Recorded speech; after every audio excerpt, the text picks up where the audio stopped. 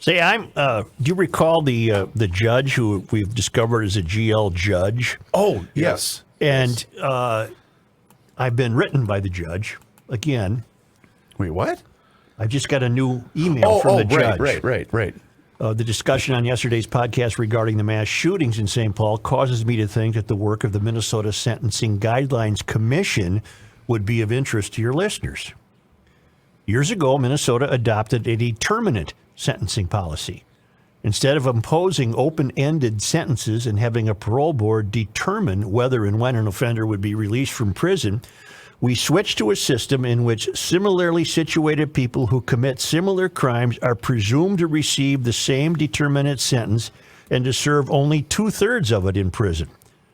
That statement perhaps oversimplifies Minnesota's sentencing scheme, as others in this email no doubt will, but it is a fair overview. It now works like this. Minnesota has 3 sentencing grids, which cover the following categories of crimes: sex offenses, drug offenses, and everything else. The vertical axis of the grids rank Minnesota's crimes according to their severity. The horizontal axis of the grids lists an offender's potential criminal history score, ranging from 0 to 6 or more. A criminal history score may be comprised of prior felony, misdemeanor, and juvenile offenses. It has also always included the possibility of a custody point.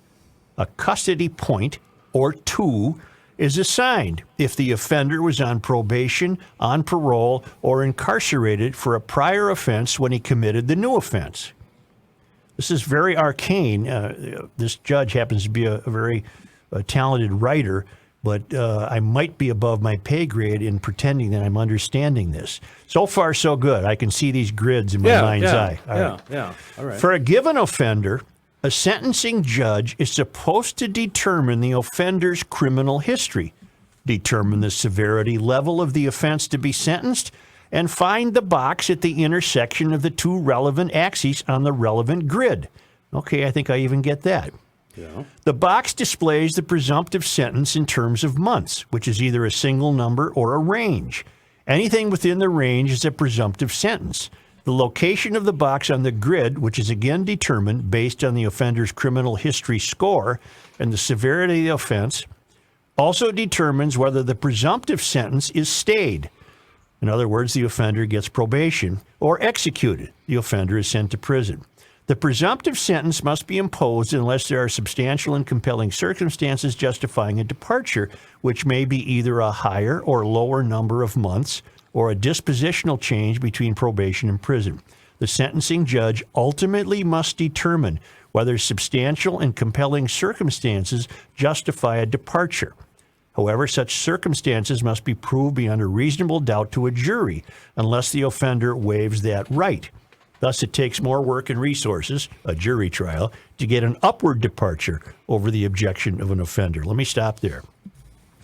According to Alpha News, Representative Marion O'Neill, a Republican from Maple Lake, is putting pressure on Minnesota's judicial branch after a mass shooting left 1 dead and 14 injured in St. Paul. Her comments were made following revelations that Terry Lorenzo Brown, one of 2 men charged thus far in Sunday's shooting, should have been in the Hennepin County workhouse at the time of the incident. According to Crime Watch Minneapolis, Brown was convicted on a gross misdemeanor DWI charge in August and sentenced to 365 days in a correctional facility. But the bulk of that sentence was stayed by Hennepin County Judge Julia Dayton Klein, who credited Brown with 86 days already served, staying the remaining 279 days, and put him on probation for 5 years, court documents confirm. Klein was appointed by Governor Tim Walz in June. She previously served as a board member for Women Winning, a group dedicated to electing pro-choice women to all levels of public service. She also was involved in a lawsuit last year that sought to loosen absentee ballot requirements ahead of the 2020 elections. I believe what Gonkowski is trying to tell us from Alpha News is she might be a lefty. You think? Brown has an extensive criminal record that includes prior convictions for aggravated robbery and domestic assault. He now faces 1 count of intentional second-degree murder and 11 counts of attempted second-degree murder in connection to the mass shooting at the 7th Street Truck Park. Let me stop there.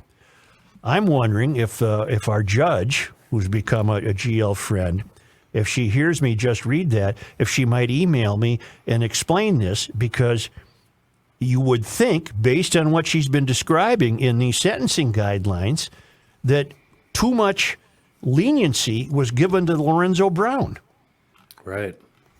Past criminal record for aggravated robbery, domestic assault, extensive prior convictions, and now, so why, what in the sentencing guidelines did Judge Klein see or take advantage of to spring him loose so early? Or was there a deviation? Right. Or here's a novel concept. Instead of maybe relying on her listening to this and then writing you could just respond to the email she sent.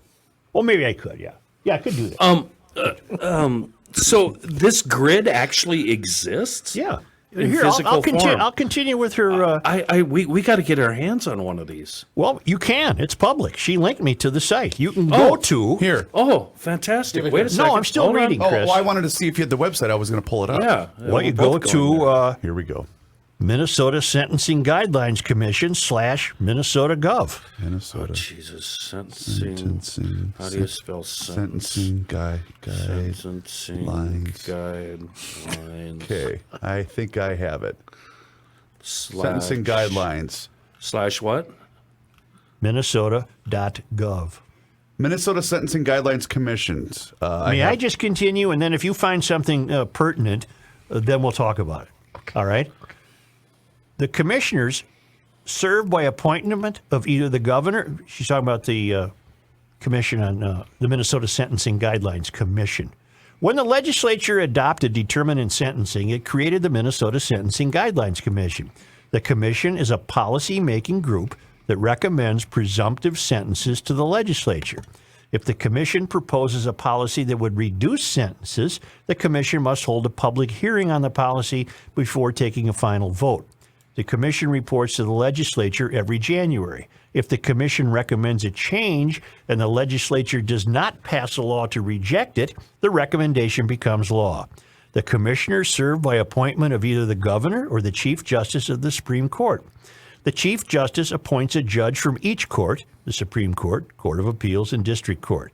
The governor is required to appoint to the Commissioner of Corrections or his designee, designee, a probation officer, a peace officer, a prosecutor, a defense attorney, and 3 public members. One of the public members must have been the victim of a felony crime. The seat intended for a prior felony crime victim is currently vacant. I was appointed to the commission 3 years ago. In my first year, a majority of the commission proposed a change limiting the length of probation for most offenses to 5 years. Minority of the commission submitted a minority report to the legislature opposing that change. There was an attempt to block the change in the legislature, but it failed, and the commission's proposal to cap probation terms became law. This goes on for another page, which I will not read because I won't. I mean, because anyway, what'd you find? Well, I am currently Are you looking at the grids? I am currently on page 7 of 146. Yeah. But here's the synopsis of the heading. Are you ready? Yeah. The purpose and definition of the Minnesota Sentencing Guidelines and Commentary. A. The purpose of the sentencing guidelines is to establish rational and consistent sentencing standards that promote public safety, reduce sentencing disparity, and ensure that the sanctions imposed for felony convictions are proportional to the severity of the conviction offenses and the offender's criminal history. I don't think we're out on a big limb to say that there seems to be an ideological belief that to bring about equity in sentencing, that we're seeing some liberties taken in the belief of how severe crimes have been. Bingo. And again, she linked us to the Minnesota Sentencing Guidelines Commission.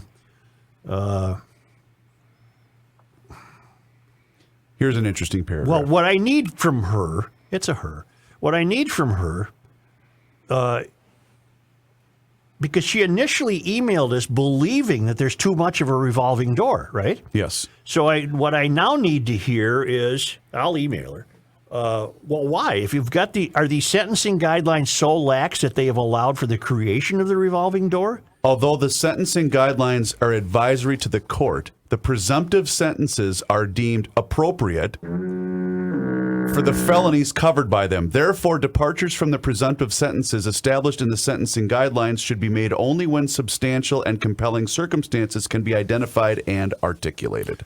Well, again, did this judge, Julia Dayton Klein, who let Brown go, and Brown ended up in the truck park the other night with a gun,